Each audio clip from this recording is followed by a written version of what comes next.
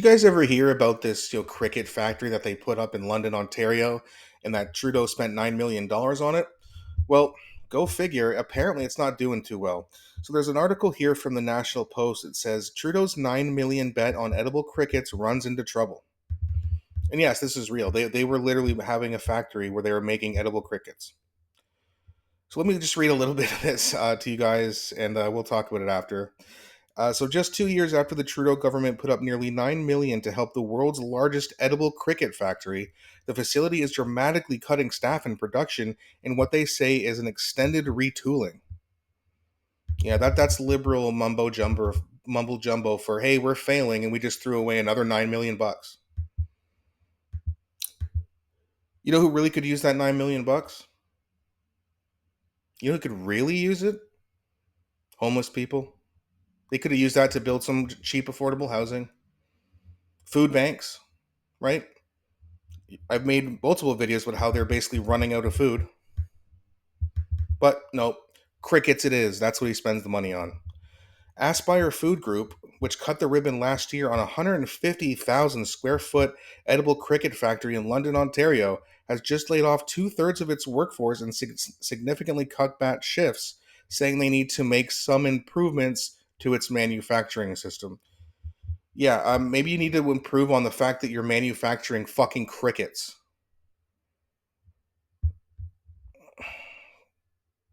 Maybe I've always the one area where I would not defend Justin Trudeau, but I don't think he was. I don't think he's stupid. I just think that he's evil.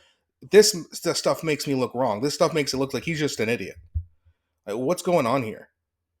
9 million bucks. We don't know what's going on. They're saying they're retooling. For what? You want to make crickets in a different way?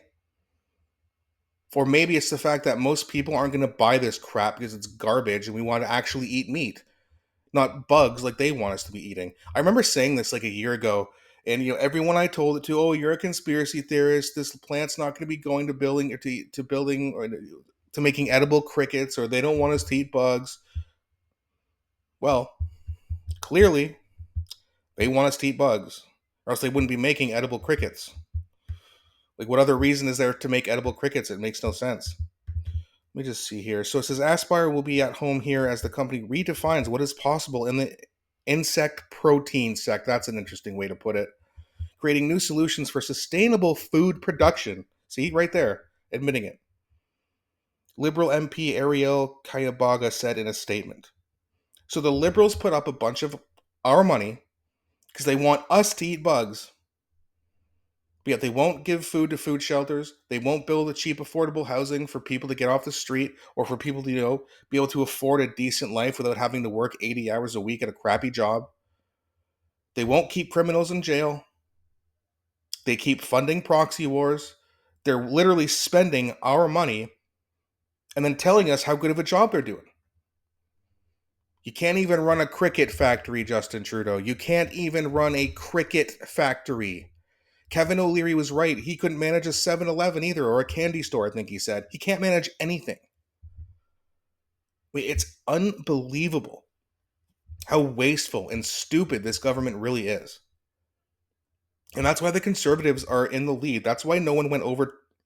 People from the left did not go over to Jagmeet Singh because they know that things like this is why Canada is one of the reasons why Canada is in such a big mess right now, because they spend in the dumbest ways possible.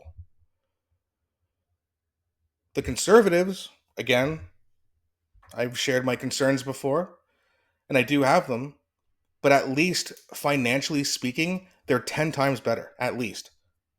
Okay, right-wing populists like to say that he's the same thing, he's a globalist. Well, listen, this whole WEF thing, the globalist thing, we'll see if Pierre Poilievre keeps his word. I share the same concern. Maybe he'll go back on it. But to say that he's the exact same as Justin Trudeau, that's where they're wrong, because he's not the exact same. Liberals like to say he's like Donald Trump. No, he's not. He's not like Donald Trump at all. You could name like a few, well, they both use the common sense. That's not nearly enough. Like, you need a lot more than that to say, oh, he's too much like Trump. Like, it's just not true. I've broken that down before. It's ridiculous people keep even saying it, But again, we need the Conservatives in there because they're the only party who's going to spend properly.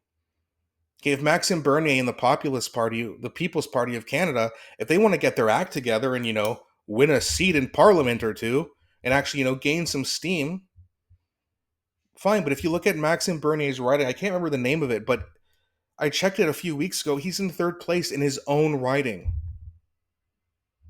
Like, the dude's got no chance. They need a better leader.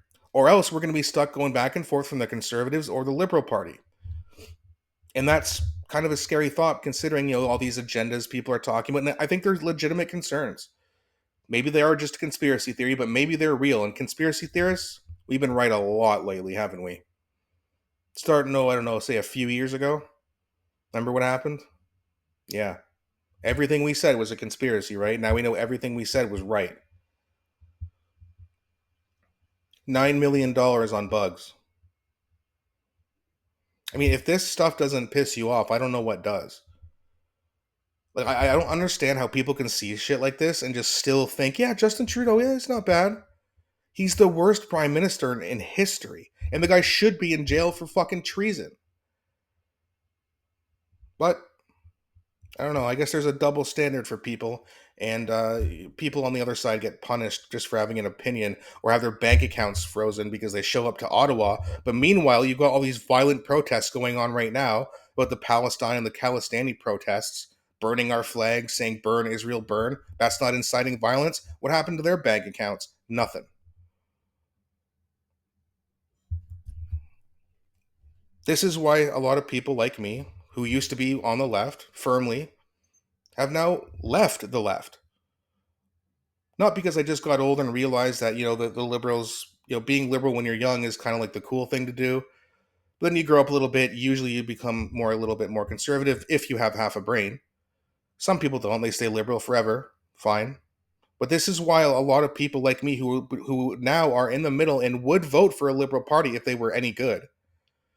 But they keep throwing guys like Justin Trudeau or Kamala Harris in the States and then wonder why they lose elections. Wokeness is dying.